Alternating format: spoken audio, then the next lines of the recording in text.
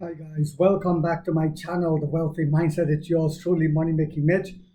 And as usual, guys, this is not financial advice. Please do your own due diligence and research. The four horsemen are coming for Tesla to deliver the final death blow. You see, Tesla has been in decline year over year for the past 3 years. They've been losing market share. And then they rolled out what they're calling robotaxi, which we know does not have level 4 compatibility. In fact, the co-founder of Pony AI came out and said that yesterday, and it's going to take them several years before they become profitable in that field. So as the illiterate investors keep buying, Wall Street keeps selling. Kathy Wood keeps selling shares of Tesla with the rest of big Wall Street. And I saw the writing on the wall. I saw that this was coming for them. But just when you think it's bad, it's getting worse for Tesla. Tesla Robotaxi, as I said, was a flop. And as their sales fall 21% year over year in the market that is most loyal to them, the Chinese, yes, the Chinese citizens, they are down 21% year over year thus far again. And it's about to get worse. Because we all know if Tesla leaves China, they will go bankrupt overnight. Well, what yet is happening? The four horsemen is coming for them now. The Tesla Model Y was the best-selling car in China last year, selling 408,309 units, well below BYD. Unlike the Model 3 sedan, the SUV sales, the Model Y sales, held well against Chinese EV competition. So the Model 3 is already dead in China, but it's holding up to some of the competition. However, despite launching an updated version in January this year, and we saw the updated version and what it looked like and what it entails, the sales were down 24% so far this year. I said 21, it's 24, sorry.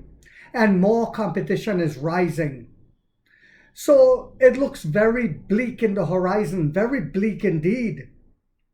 4 Chinese SUVs will be launched in the next 4 weeks. 4 Chinese SUVs will be launched in the next 4 weeks to compete with the US automakers' SUV. Starting this week on June 26, the most serious Model Y challenger will hit the Chinese market, the Xiaomi YU7. Li Jun, Xiaomi CEO, is not holding back and publicly compares the YU7 Model Y, claiming it has much better specs.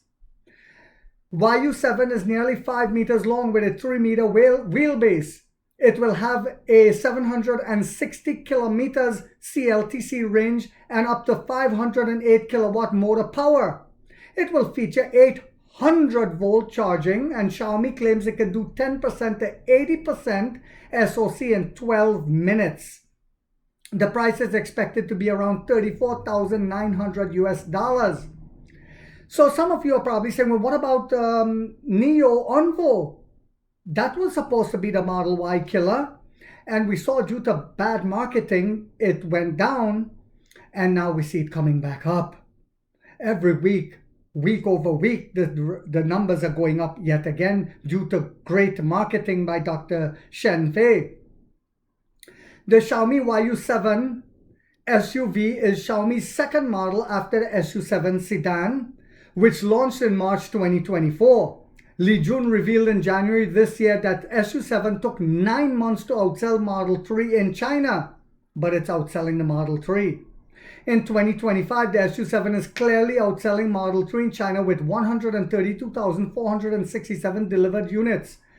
January to May, compared with Model 3's 75,283 units. And it's about to get worse for them in the Model 3 department as well, because we see that Firefly by Neo, you can now get it with battery as a service for just a little over $11,000. Rest in peace, Model 3. Another serious competitor to Model Y comes from Volkswagen-backed Xpeng. The G7 SUV will launch in the first week of July, just like the L90 is coming in the first week of July.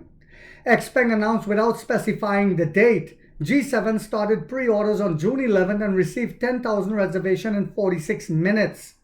The pre-sale price was $32,500 US, but it is common for Chinese automakers to lower the final price upon launch, so it could be 30,000, it could be 28,000.